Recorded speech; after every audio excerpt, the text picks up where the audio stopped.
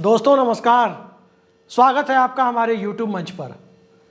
आज हम किसी राजनीतिक चर्चा के लिए नहीं बैठे हैं, किसी चुनावी चर्चा के लिए नहीं बैठे हैं, बल्कि आज जो परिस्थितियां हैं और जिन परिस्थितियों पर हम चर्चा के लिए बैठे हैं वो दरअसल इस देश के नेताओं की बदजुबानी, किसी इलाके को बदनाम करने, किसी इलाके के बारे में गलत धारणा बिठाने और सबसे बढ़कर इस देश को अंदर से खंडित करने की मानसिकता वाले लोग यदि अलग अलग राजनीतिक दलों में बैठे हैं तो उनकी नीयत और बदनीयती जो भी आप समझें उनका खुलासा करना जरूरी हो जाता है, उस पर चर्चा करनी जरूरी हो जाती है।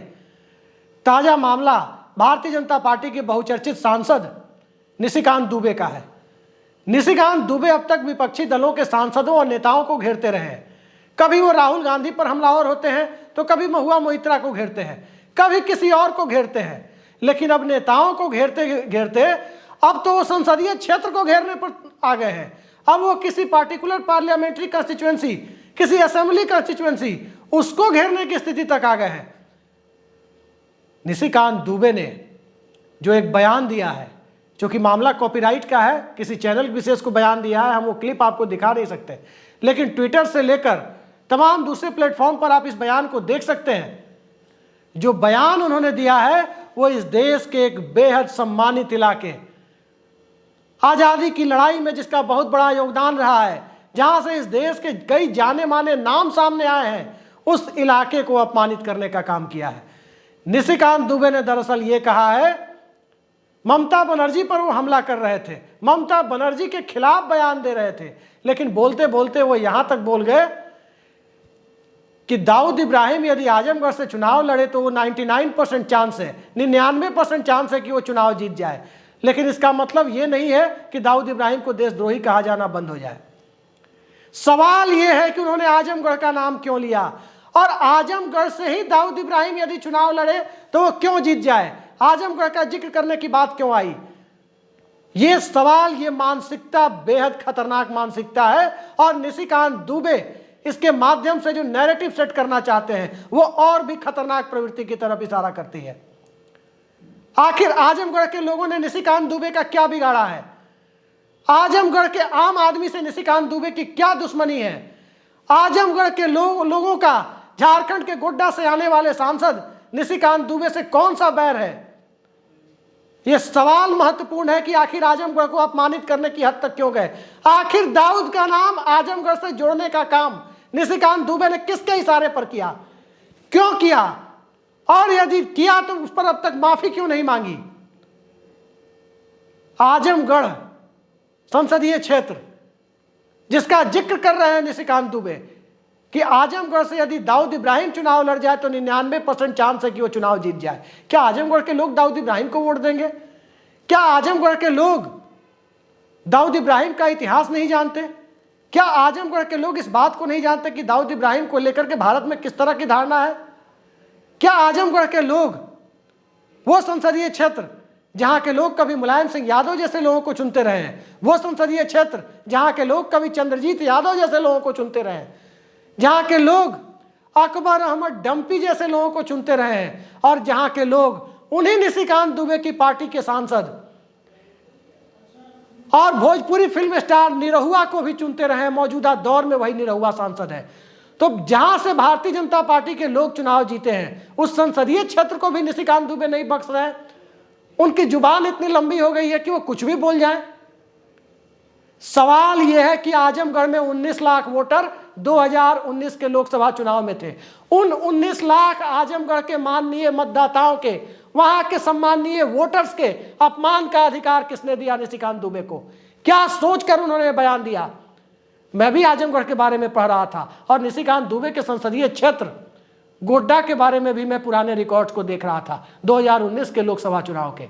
आजमगढ़ लोकसभा सीट पर 85% हिंदू मतदाता हैं, हिंदुत्व की सियासत करते हैं। तो क्या आजमगढ़ लोकसभा सीट के 19 लाख में से 16 लाख हिंदू मतदाताओं का अपमान कर रहे थे? निशिकांत दुबे के संसदीय क्षेत्र में भी 82-83% हिंदू मतदाता है। उनके संसदीय क्षेत्र से ज्यादा हिंदू वोटर आजमगढ़ संसदीय क्षेत्र में है।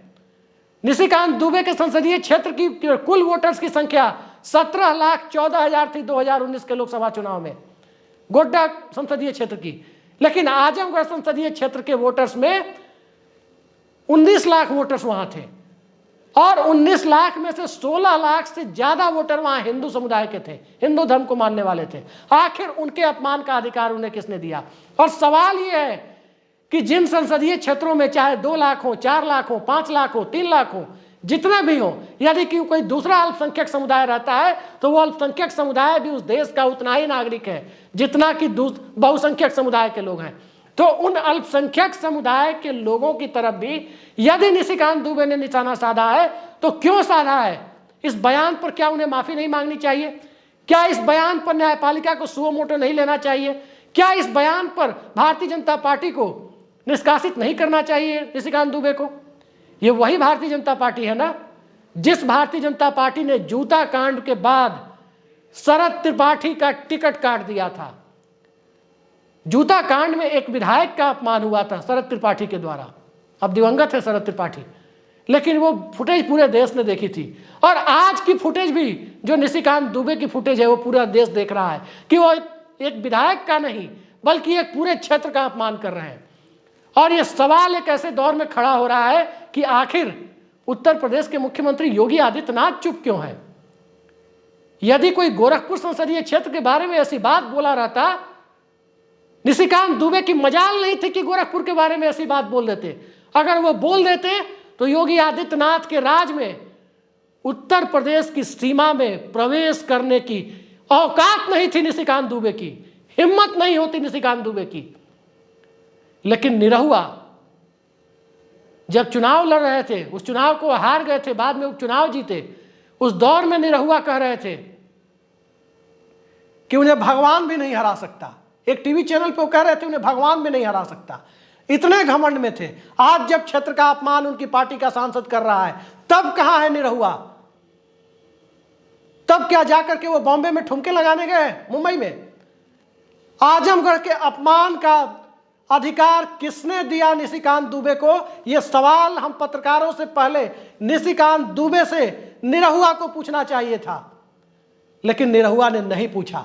आजमगढ़ कैफी आजमी का आजमगढ़, आजमगढ़ चंद्रजीत यादव का आजमगढ़, कई सारे मनीषियों का आजमगढ़, लेकिन उस आजमगढ़ के बारे में ऐसी मानसिकता, इस तरह की धारणा। सवाल ये उठता है, आज मेरी बात का कई लोग अलग तरीके से अर्थ लगाएंगे, लेकिन फिर भी मैं ये बात कहने को मजबूर हूं कि क्या इस देश में यदि जहां कहीं भी कोई अल्पसंख्यक सांसद कभी चुना गया है या अल्पसंख्यक सांसदों को तमाम तरह से सांप्रदायिक नैरेटिव होने के बावजूद, सांप्रदायिक नैरेटिव गढ़ने की मानसिकता के बावजूद कोई संसदीय क्षेत्र यदा कदा कभी किसी अल्पसंख्यक को चुन देता है, किसी मुसलमान को अपना सांसद चुन देता है, तो क्या वहां के वोटर के प्रति भारतीय जनता पार्टी के नेता ऐसी धारणा रखेंगे? महुआ मोइत्रा पर अटैक करते करते, रोहिणी सिंह के खिलाफ अपशब्दों का प्रयोग करते करते, ट्विटर पर किसी न किसी को वैशाली की नगर वधू जैसे शब्दों से महिलाओं को अपमानित करते करते आज निशिकांत दुबे यहां तक पहुंच गए कि एक संसदीय क्षेत्र आजमगढ़ के लोगों को अपमानित करने लगे, उन्हें दाऊद इब्राहिम से जोड़ने लगे। यह अधिकार निशिकांत दुबे को किसने दिया? यह सवाल उस दौर में महत्वपूर्ण है। और क्या आजमगढ़ उत्तर प्रदेश का हिस्सा नहीं है? योगी आदित्यनाथ को इस पर, उत्तर प्रदेश के मुख्यमंत्री को इस पर निशिकांत दुबे से सवाल नहीं पूछना चाहिए? इन सवालों के दौर में मेरी बात का कुछ गलत अर्थ तो निकाला जाएगा, लेकिन फिर भी मैं बात कहने पर मजबूर हूं कि यदि मोहम्मद शहाबुद्दीन होते तो क्या निशिकांत दुबे की औकात थी इतनी कि सिवान के बारे में इस तरह के शब्द सिवान के लोगों के बारे में, वहां के वोटर्स के बारे में वो दाऊद इब्राहिम से तुलना करते और इस तरह की बातें कह देते? ये बातें कहने के पहले निशिकांत दुबे का ब्लड प्रेशर लो हो गया होता यदि शहाबुद्दीन होते और सिवान के बारे में कहा होता तो। ये कह नहीं पाते वो। शहाबुद्दीन के बारे में तमाम तरह की धारणा है, न्यायालय ने उनके बारे में जो चीजें कही है, एक भारत के नागरिक होने के नाते और न्यायपालिका में आस्था रखने वाले व्यक्ति होने के नाते हम उन बातों से अलग नहीं जा सकते। उनके उस रिकॉर्ड से हम कतई अलग होकर नहीं सोच सकते, लेकिन शहाबुद्दीन की जो एक दूसरी पहचान थी, उस पहचान की चर्चा करना आज जरूरी हो जाता है। वो पहचान ये थी कि शहाबुद्दीन के ऊपर सांप्रदायिकता का टैग कोई नहीं लगा सकता था। तमाम रिकॉर्ड उनके जो हो, बाहुबल के हो, अपराध के हो, जितनी चर्चा हो जाए, शहाबुद्दीन के ऊपर कोई ये नहीं कह सकता था कि शहाबुद्दीन सांप्रदायिक है। सिवान में जाकर कोई इस बात को की तस्दीक कर सकता है कि शहाबुद्दीन के यहाँ उनके किसी समर्थक में भी ये हिम्मत नहीं थी कि शहाबुद्दीन के सामने कोई सांप्रदायिक बात कर सके, कोई जातिवादी बात कर सके। और सिवान के लोगों का हित और सिवान का अपमान, इस देश के प्रथम राष्ट्रपति डॉक्टर राजेंद्र प्रसाद के इलाके का अपमान कोई कर दे, उसके लिए शहाबुद्दीन से बुरी शख्सियत इस हिंदुस्तान की धरती पर खोजने से नहीं मिलती, ढूंढने से नहीं मिलती कि देश रत्न डॉक्टर राजेंद्र प्रसाद की धरती का अपमान शहाबुद्दीन के सांसद रहते या न रहते उनके जीवन काल में कोई करने की हिम्मत जुटा सके। आज शहाबुद्दीन नहीं है, तमाम तरह की बातें होंगी। हमारे इस वीडियो में बात कहने का गलत अर्थ लगाया जाता। निशिकांत दुबे यदि एक शब्द भी सिवान के खिलाफ बोलने की हिम्मत जुटाते, जिस प्रकार की बात उन्होंने आजमगढ़ के बारे में कही है, तो पता नहीं क्या से क्या हो जाता। Z+ से भी कोई बड़ी सिक्योरिटी होती, वो सिक्योरिटी निशिकांत दुबे के लिए मुहैया कराने की नौबत आ जाती। दिल्ली तो छोड़िए, गोड्डा में उनका बाहर निकलना मुश्किल हो जाता। ये परिस्थितियां इस देश में है। और शहाबुद्दीन की चर्चा जब मैंने छेड़ ही दी है, तो मैं आपको बता दूं, शहाबुद्दीन पर चाहे जो आरोप लग जाए, शहाबुद्दीन को एंटी नेशनल उनके राजनीतिक विरोधी भी सिवान में नहीं कर सकते। जब करगिल का वार चल रहा था, उस वक्त उन्होंने सीमा पर जाकर लड़ने की इच्छा देश के राष्ट्रपति के सामने व्यक्त की थी और वहां जाकर करगिल में लड़ने की बात कही थी। सिवान से को जानने वाला कोई व्यक्ति ये जानता है, हर व्यक्ति ये जानता है कि शहाबुद्दीन के ऊपर कम्युनल टैग वहां पर कोई चस्पा नहीं कर सकता था। यही कारण है कि शहाबुद्दीन को वहां हरा पाना मुश्किल था। जितने मुसलमान निशिकांत दुबे के संसदीय क्षेत्र में है, अगर प्रतिशत के मामले में बात करें तो उससे कम प्रतिशत में मुसलमान वोटर आजमगढ़ में भी हैं, सिवान में भी हैं। निशिकांत दुबे अपने क्षेत्र के लोगों के बारे में क्यों नहीं कहते कि उनके इलाके से दाऊद इब्राहिम लड़ जाए तो 99% जीत जाए? स्वाभाविक है, किसी को ये बातें नहीं कहनी चाहिए। किसी पत्रकार को, किसी नागरिक को, किसी व्यक्ति को, चाहे गोड्डा हो या आजमगढ़, सिवान हो या कोई और जगह, गोरखपुर हो या कोई और जगह, इस देश के किसी संसदीय क्षेत्र के बारे में इस तरह की बात करने का हक नहीं है। जिस प्रकार के शब्दों का चयन आजमगढ़ के लिए निशिकांत दुबे ने किया, दाऊद इब्राहिम से जोड़कर आजमगढ़ को देखने की जो कवायद निशिकांत दुबे ने शुरू की, उस कवायद के बाद आजमगढ़ के लोग क्या किसी जाति या सांप्रदायिक नैरेटिव में फंस पाएंगे? और इन सब से बड़ा सवाल यह है कि भारतीय जनता पार्टी अब तक आजमगढ़ के इस अपमान के ऊपर सवाल क्यों नहीं उठा रही है? रमेश बिधूड़ी ने भी अपमान किया था, बेहद खराब शब्दों का प्रयोग दानिश अली के लिए किया था। दानिश अली एक पढ़े लिखे छात्र राजनीति से आए, बेहद ही शालीन किस्म के सांसद है, बहुजन समाज पार्टी के सांसद है, जनता दल और समाजवादी परिवार की उनकी पृष्ठभूमि रही है, एक राजनीतिक परिवार से भी ताल्लुक रखते हैं, बेहद ही शालीन किस्म के व्यक्ति हैं। उनके बारे में क्या क्या नहीं कहा था सदन में, लेकिन क्या हुआ उस मामले का? भारतीय जनता पार्टी के दो नुमाइंदे, एक दिल्ली से आने वाले और एक बिहार से आने वाले, वकालत करने वाले, एक वकील साहब और एक डॉक्टर साहब पीछे बैठकर हंस रहे थे जब रमेश बिधूड़ी बोल रहे थे, तब अब शब्दों का प्रयोग कर रहे थे। तब क्या इस देश में अल्पसंख्यक होना गुनाह हो गया है कि इस देश में कभी किसी किसान आंदोलन में किसी अल्पसंख्यक समुदाय का कोई व्यक्ति आता है तो उसे सत्ता पक्ष से जुड़े हुए लोग खालिस्तानी कहेंगे, उसे मवाली कहेंगे? और यदि किसी इलाके में कभी कोई ना कोई अल्पसंख्यक सांसद चुन लिया जाता है और वहां सांप्रदायिक मामले को दरकिनार करते हुए, धर्म की सियासत को दरकिनार करते हुए, व्यक्तित्व के आधार पर कभी किसी अल्पसंख्यक को या किसी जाति को या किसी धर्म के लोगों को सांसद चुनने की रवायत को बरकरार रखा है, अलग अलग समय पर अलग अलग जाति और धर्म के लोगों को चुनता रहा है, तो क्या उस इलाके के बारे में निशिकांत दुबे यही बोलेंगे? जरा अपने संसदीय क्षेत्र गोड्डा का इतिहास देख लेते।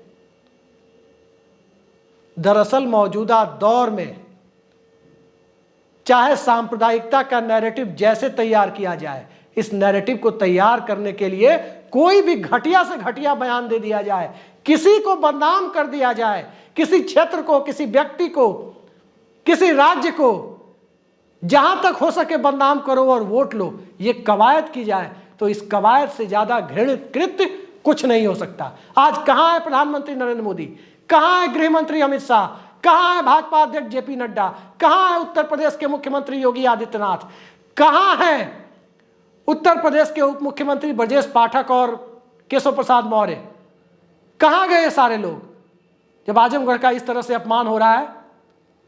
सवाल वो नहीं है, सवाल सबसे बड़ा ये है कि उल्टे सीधे बयान देना भारतीय जनता पार्टी में आजकल एक बहुत ही प्रचलित परंपरा है, और उस प्रचलित परंपरा को मानने वाले व्यक्ति को सम्मान मिलता है, चाहे वो साध्वी प्रज्ञा ठाकुर हो, चाहे वो गिरिराज सिंह हो, चाहे वो निशिकांत दुबे हो। अब तक ये सारी भाषाएं और मर्यादाएं व्यक्ति और धर्म के खिलाफ निचले स्तर पर गिरने के कंपटीशन में लगी हुई थी, एक दूसरे से होड़ कर रही थी। लेकिन आज की तारीख में अब क्षेत्र विशेष को, भारत के अभिन्न अंग को, आजमगढ़ जैसे भारत के बीचों बीच, उत्तर प्रदेश के बीचों बीच मौजूद इलाके को अपमान करने की हद तक यदि निशिकांत दुबे जा रहे हैं, तो कहां गई सदन की आचरण समिति? एक बार निरहुआ जी भी जाते, विनोद सोनकर की एथिक्स कमेटी के सामने जाते और कहते कि हमारे इलाके का अपमान किया है, एथिक्स कमेटी में बुलाया जाए, तब तो पता चलता कि एथिक्स कमेटी वाकई एथिकल है। इस तरह के मामले को लेकर के लोकसभा अध्यक्ष को नोटिस देते जाकर के इस बयान के बाद। लेकिन दिनेश लाल यादव निरहुआ चुप है। कपिल शर्मा शो में जाकर मस्खरी करना, सिनेमा में जाकर नाच गाना करना और संसद में जाकर सियासत करना और जनता की नुमाइंदगी करना, इन सब में जमीन आसमान का फर्क है। और इस जमीन आसमान के फर्क को जो व्यक्ति नहीं समझ रहा, अपने इलाके के अपमान पर जो व्यक्ति अपमानित नहीं हो रहा, जहां के लोगों ने उसे इतना प्यार देकर, इतने वोटों से जिताकर संसद में भेजा है, उस इलाके के सम्मान को यदि कोई व्यक्ति नहीं समझ रहा, तो जिस प्रकार निशिकांत दुबे आलोचना करने लायक है, उसी प्रकार से निरहुआ की भी आलोचना होनी चाहिए। और निरहुआ को लेकर के एक बात और कही जानी चाहिए, कम से कम मैं व्यक्तिगत तौर पर, साफ तौर पर इस बात को कहता हूं कि आजमगढ़ के लोगों ने आज के मामले को देखकर यह सवाल उनसे जरूर पूछना चाहिए कि आपकी पार्टी का सांसद जब अपमान कर रहा है तो आपके मुंह में दही क्यों जमी हुई है, आप चुप्पी लगाकर क्यों बैठे हुए हैं? और देखते हैं आजमगढ़ के इस अपमान को लेकर भारतीय जनता पार्टी के अंदर किस तरह का विमर्श होता है, और निशिकांत दुबे का भी शरद त्रिपाठी की तरह टिकट से वंचित किया जाता है या नहीं किया जाता है, ये आने वाला वक्त बताएगा। तो फिलहाल के लिए तो आप इस बात पर ध्यान रखिए कि सियासत में या व्यक्तिगत जीवन में मर्यादाओं का स्तर इतना ना नीचे गिरा दीजिए, ना ही नीचे गिराना चाहिए जिससे कि किसी व्यक्ति विशेष की, किसी जाति विशेष की, किसी धर्म विशेष की, किसी समुदाय विशेष की और किसी क्षेत्र विशेष की भावनाएं आहत हो। नमस्कार।